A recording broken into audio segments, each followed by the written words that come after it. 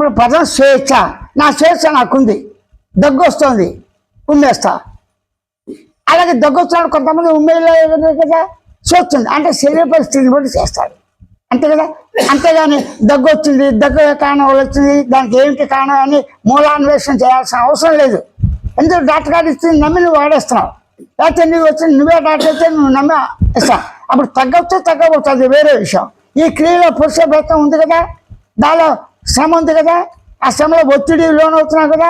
ఆ విధంగా నేను నాదైన భావన ఉండకూడదు. దానివల్ల నా స్వరూపాన్ని నేను గుర్తించలేకపోతున్నాను, తెలుసుకోలేకపోతున్నాను, గమనించలేకపోతున్నాను అన్న అవగాహనతో కాకుండా ఈ ప్రతిబంధకాన్ని తీసేయాలని దృష్టిలోనే ఒకే లక్ష్యం పెట్టుకుంటాడు. మనోనాశనం, మనోవాసన, మనోశుద్ధి, మనోనిశ్చలత, మనోనిగ్రహం, మనసు అనే ప్రసక్తే లేకూడదు అనే ప్రయత్నంతోనే ఆ ప్రయత్నం చేయటం వల్ల ఇంకా అధికమైపోతుంది.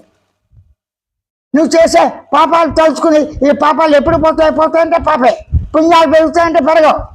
ఆ పుణ్యాల చెట్లు కొద్ది గొప్ప పాపం ఉంటుంది, పాపాలు పుణ్యం ఉంటుంది అంటే మంచి చెల్లు.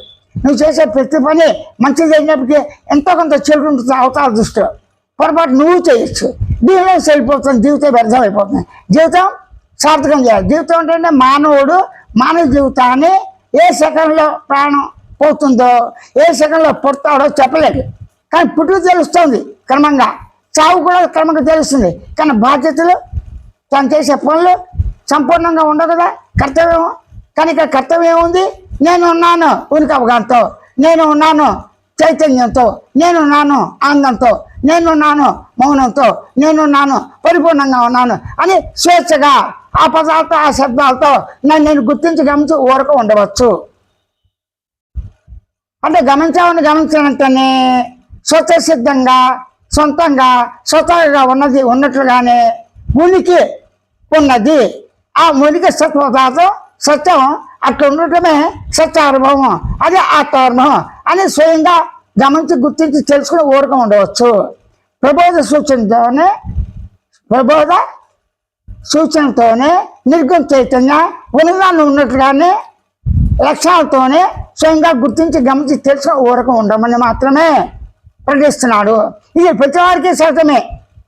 గుర్తించి గమనించి తెలుసుకునే లక్షణం లేకుండా అనుకోకుండా లేడు.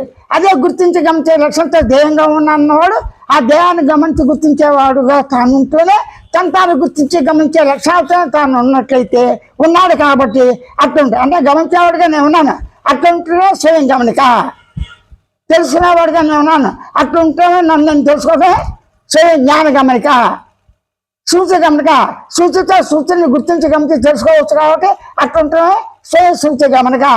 అలాగే మౌన లక్ష్యంతో నేను సహజంగా ఉన్నాను, ఆ మౌన లక్ష్యాన్ని గుర్తించి గమనించి తెలుసుకుని ఊరకు ఉండటమే మౌన అవగాహన, ఆనంద అవగాహన, పరిపూర్ణ అవగాహన, ఉనికి అవగాహన, చిత్త అవగాహన అని మాత్రమే నేరుగా స్వేచ్ఛతో సర్వుల్లో ఎందు లోపల బయట ప్రసక్తి లేకుండా ఉన్నవి లేని అన్నీ కూడా నేనున్నాను అనుభవ వాక్యంతోనే, నేనున్నాను ఉనికి అవగాహనతోనే, నేనున్నాను చిత్ లక్ష్యంతో, ఆంధ్ర లక్ష్యంతో, మౌన పరిపూర్ణ లక్ష్యంతో యథాతథ ఉన్నందున అక్కడ ఉండటే గ్రహించడమే స్వయం అనుభవము అని మాత్రమే నిర్గుణ చైతన్య విజ్ఞప్తి ప్రతిపాదన చేస్తున్నాడు.